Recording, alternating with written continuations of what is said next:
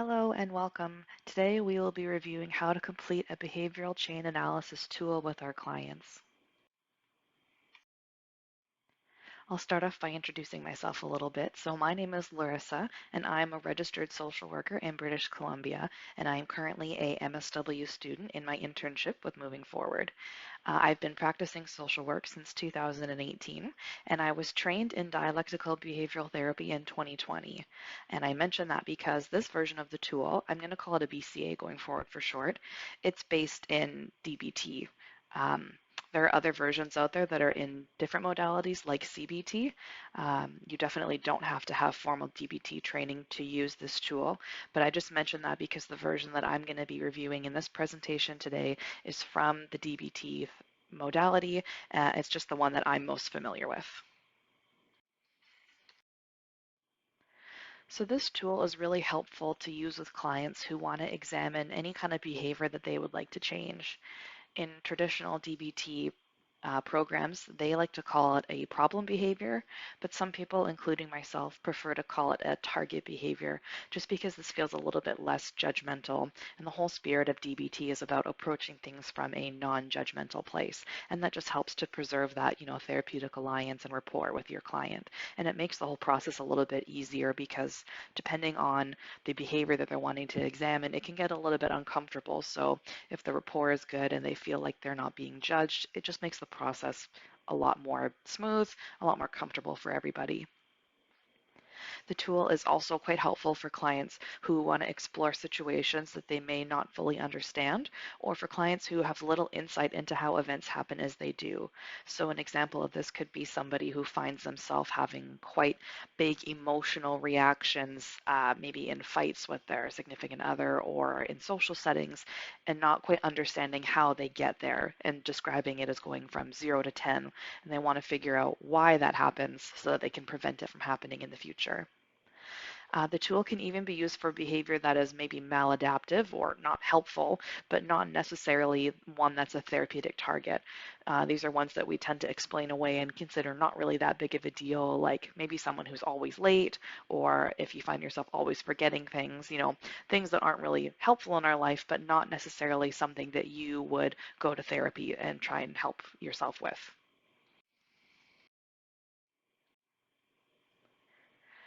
So the tool can be used at any point in your work with a client, but like I said, it's really good to use once that rapport has been established, just because it makes the whole process a little bit more comfortable.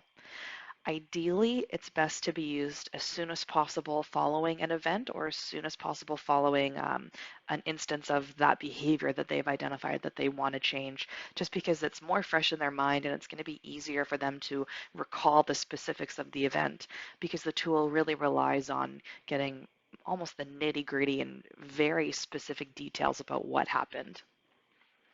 Once the client has done a few of them with you, usually you'll do them together at first. You can assign them as homework to be done in between sessions that you can review in the future with them. And you can even encourage them to complete them on their own, not assigned as homework, but something that the client does on their own initiative to sort of explore situations on their own out of their own curiosity after an event might happen. And a fun little fact, in traditional DBT programs, we even use the tools on other therapists, not just on our clients. So part of the program is the therapists all get together and have a consultation meeting, really similar to how Moving Forward has the group supervision meetings. And we review cases, things like that. And if a therapist is maybe late or not upholding the philosophies of the program or something, a behavior that doesn't really align with the program, they'll be assigned BCA to complete on whatever the behavior is that they may be exhibiting. And I've had to do a couple of them myself when I found myself arriving late to these meetings. So this is what the chain part of the analysis looks like. This is taken from the worksheet that I have that I use. You can find them online. They're pretty easy to find on Google. So the picture on the top there is all of the portions of an event that you are going to look through with a client. So the first one on the left is what's called vulnerability factors, which we'll get into in the next slide. I'll just review all the ones here. So there's vulnerability factors, a prompting event, links, specific links in the chain that lead to the specific behavior that they're wanting to change. And then after that is the consequences as a result of this behavior. And then that picture below there is sort of a blown up image of what kinds of things could make up those links in the chain. So there's things like actions, body sensations, cognitions or thoughts, events, and feelings. And what's really important to remember is when you're doing an analysis of this chain with a client, it doesn't have to be done in this order. You don't have to start with the vulnerability factors. You could maybe start with consequences, or you might even start with the prompting event. In fact, that's the most common place to start because that's usually the easiest place for the client to start with and remember the event as it happened.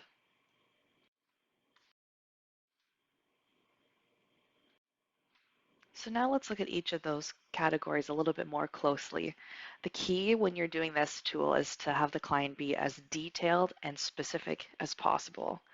And also remember that you definitely do not have to do the analysis in this order. And in fact, if this is the first one you're doing with the client, I would not do it in this order because it just doesn't really make sense. So I would start with identifying the problem behavior and then the prompting event, because those are going to be the two most easily recalled items for the client. And then you can kind of go with whatever makes sense for the client at that time. Maybe it makes sense for them to identify their vulnerability factors after that, or they can go right into the links. It's kind of up to you at that point, but for your very first one, I would start with the problem behaviors. For the sake of this presentation, though, I'll just break each one down in order. So when you're going over the vulnerability factors with your client, you want them to consider things that are both within themselves and also within their environment that maybe made them more susceptible to the prompting event. So things that maybe made the prompting event have more power over them than it normally would. Some common things to consider are, were they experiencing a physical illness or imbalanced eating or sleeping or a physical injury? Were they using substances or alcohol or prescription drugs? Was something particularly stressful happening in their environment, maybe at work or a relationship? Were they having intense emotions that day, maybe following that stressful environment? Maybe they had a lot of sadness or anger, or maybe they had a particular behavior that they found really stressful that made them more susceptible to that prompting event. And so that prompting event is the thing that started the whole chain of behavior. And it is an event that's outside of the person that triggers a chain of events leading to the problem behavior. So some questions to try and figure out what caused that problem behavior are: what exact event precipitated the start of the chain reaction? When did the sequence of events that led to the problem behavior begin? When did the problem start? What was going on the moment the problem started? What were you doing, thinking, feeling, or imagining at that time? Or why did the problem behavior happen on that day instead of the day before?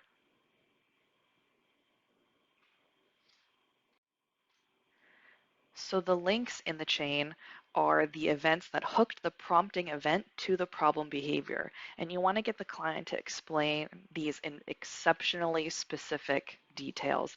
In the DBT book, they say they want excruciating details, almost like you were breaking it down scene by scene like a movie.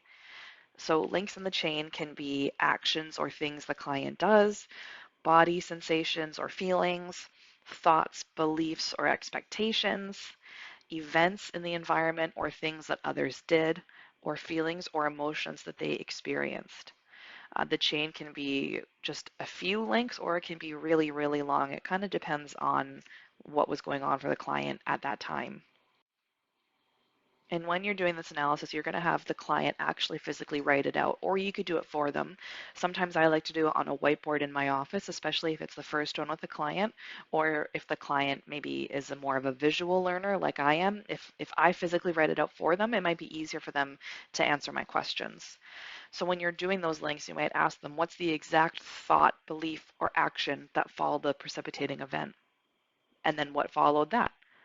And then what? And then what? And then you just keep going.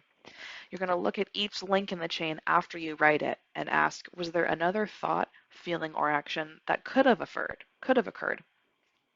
Could someone else have thought, felt, or acted differently at that point? And if so, explain how that specific thought, feeling, or action came to be. And for each link in the chain, ask, is there a smaller link that you could describe? When you're looking for a smaller link, that's to help the client maybe find a more skillful way of being so that they don't get to that problem behavior and instead can stop it and incorporate a more skillful behavior. That's where the DBT skills and the philosophy comes in. So if you don't have that DBT training, that might not make a whole lot of sense to you, but it doesn't have to be specific DBT skills that you bring in at that point, and you might bring in psychoeducation on trauma responses or whatever makes sense for the client at that time. The next step of the analysis is looking at the consequences of the behavior. So you want to look at both the immediate effects and the delayed or long-term effects of the behavior. And you might want to look at what reinforcers exist for that behavior. So some questions you might ask your client in this step are, how did other people react immediately and later? How did you feel immediately following the behavior? And how did you feel later?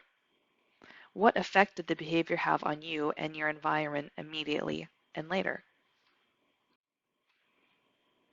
I find that this step is sometimes the easiest one for clients to do because they often are very aware of the effects of the behavior they want to change, and that's why they want to change it so bad. And the part that can be the most difficult for them is looking at the links in the chain that lead to that problem behavior, especially when you want to get such specific details. They might not have the awareness, or they may not think that things are links in the chain that actually are. The last step in the analysis is looking at skillful alternatives. So as I said, this is based on DBT specific skills that are taught in the program.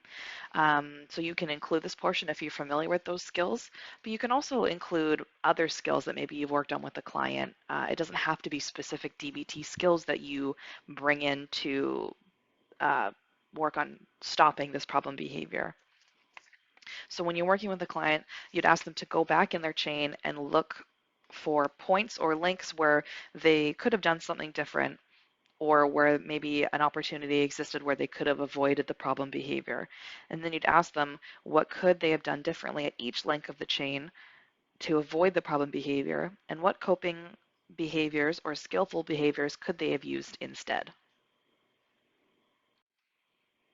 You could also ask them if they might want to develop a plan for solving the prompting event if it were to happen again, or maybe in DBT we call it coping ahead, so planning ahead for if a prompting event came up that was similar, knowing what they know now after doing this analysis, what could they do differently to prevent all of these links from happening that would lead to the problem behavior or target behavior that they would like to change.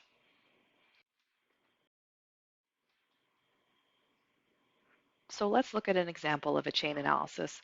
This one is done in a bit of a different visual than the one that I had before. So you can kind of write it up however it makes sense to you, whatever feels comfortable or makes sense when you're working with the client. So you can see at the top there, the vulnerability factor for this individual is they had no lunch and they were having a lot of stress at work. And then the prompting event was their boyfriend asked about dinner. So in this chain analysis, they have B, E, and T. So the B stands for behaviors, E stands for emotion, and T stands for thought. So the client circled which one they were having at that time. So the first link is a thought. Their immediate thought was, he is telling me that I should make dinner. Following that, there was another thought, how am I supposed to manage all of my work and home demands? I'm failing at everything. So that thought led to a behavior. They ended up lashing out at their boyfriend and then retreated to their room and started crying. This behavior led to an emotion. They got scared that their boyfriend will get mad and break up with them. And this emotion then led to the problem behavior, where they went to the bathroom, got razors, and cut their thigh. And they were able to identify two consequences from this problem behavior. One is some relief from their intense emotions, and another consequence is even more fear of the boyfriend finding out that they relapsed and leaving me, which again could probably start a whole other chain analysis of that thought, because I'm sure there's other behaviors, emotions, and thoughts that come from that consequence. So you can see that these analyses can be quite long or they can be quite short, sort of depending on whatever is happening for the client at that time. You can see on the right-hand side there too is a column where the client can write in potential solutions or skills to use, which is easy for them to do after the fact. When they're, seeing this visual overview, it's easier for them to see, oh, here's an opportunity where I could use this skill to maybe stop this chain from happening. So, for instance, maybe an example could be you could work with a client and look for opportunities where they could use CBT skills to check their cognitive distortions. Or if we were doing DBT, instead of leading to the problem behavior, we could get them to use specific skills to prevent self-harming. So one is called a TIPS skill, where you might squeeze ice cubes or snap an elastic band on your wrist to sort of get that same emotion you would get from the self-harming, but without engaging in that specific problem behavior you're trying to avoid.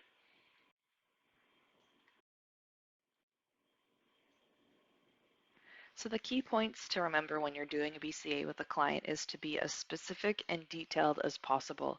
Even if you feel like you are getting into the nitty-gritty and into details that don't matter, you can never really be too specific and too detailed when you're doing these chain analyses. As much information as possible is always more helpful, because you never know what you might discover when you're writing down those links in a chain. You also want to approach it from a place of curiosity and non-judgment. That's not only the spirit of DBT, but it just makes the whole process a lot easier and a lot more comfortable for both you and the client, especially if the behavior that they're wanting to change is maybe more sensitive or one that makes them uncomfortable or brings up those feelings of shame or guilt. Also, sometimes doing one of these analysis might take multiple sessions, especially if it's your first time or the client's never done one before, or if there's lots of links in the chain, or if it's about a topic that's maybe quite difficult for them to go through. If it takes a few sessions, that's okay. I've done them with clients where it's sometimes taken uh, weeks to get through a whole chain from beginning to end, and that's okay. There's no timeline for how long you have to do it. You just go at the client's pace and whatever makes sense for the two of you together. Eventually, once you've done them with your clients, you can assign them as homework in between sessions, because then you'll be able to sort of see their ability to use this skill on their own, which will then empower them going forward to use in their own tool belt going forward. And it can also help for something to review in your next session to see what's going on for them, thoughts, feelings, actions in between sessions. Are they using the skills that you're teaching them? Are they understanding the skill of doing a chain analysis? That kind of stuff. And this last point is really more appropriate for specific DBT therapy. But if you feel it's appropriate, you can even use these chains on those non-treatment goal behaviors. So like I said, if the client's showing up late, if they're forgetting things, you might be able to do a chain analysis on that to kind of figure out, well, what's behind that problem behavior or that target behavior that you might like to see them change.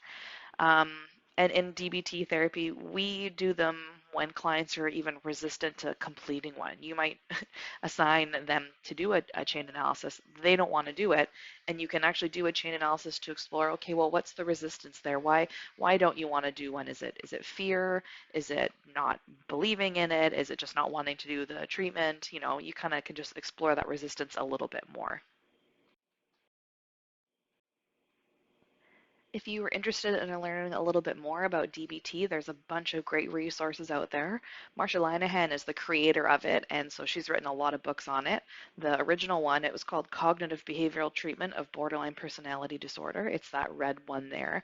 That isn't necessarily about specific skills or how to do DBT treatment, but it's about the theories and the philosophy behind it and how it was created and why it's really helpful for those folks with borderline personality disorder. So it's quite interesting if you just want to learn a little bit more about that. If you wanted to learn about how to teach the skills, including the chain analysis, then you could always look at the skills training manual. It's the one to the right of the red book there. And then the skills training handout and worksheets, the picture below the two there, that has all of the worksheets and handouts that you would give to clients to complete as homework. So it has a chain analysis in there. It also has a whole bunch of skillful alternatives in all of the domains that are covered in DBT. So there's distress tolerance, emotion regulation, mindfulness. It's a really great resource, and there's tons of worksheets and handouts that you can give. It's really helpful. There's also a ton of worksheets that you can find online. If you want to find more examples of chain analyses, Google has a ton, and YouTube also has a lot. So if you want to see more examples, you want to see videos of people completing one with clients or role plays, you can find some on there. I couldn't find out how to include them in this PowerPoint here. I'm not super tech savvy, so if you want to find out some more, that's a great place to try and look for some more resources. Thank you for taking the time to watch this presentation. I hope it was helpful and that you learned something. And I wish you luck in taking this tool into your practice going forward. I found it really helpful in my work with my clients, and I know that you will too.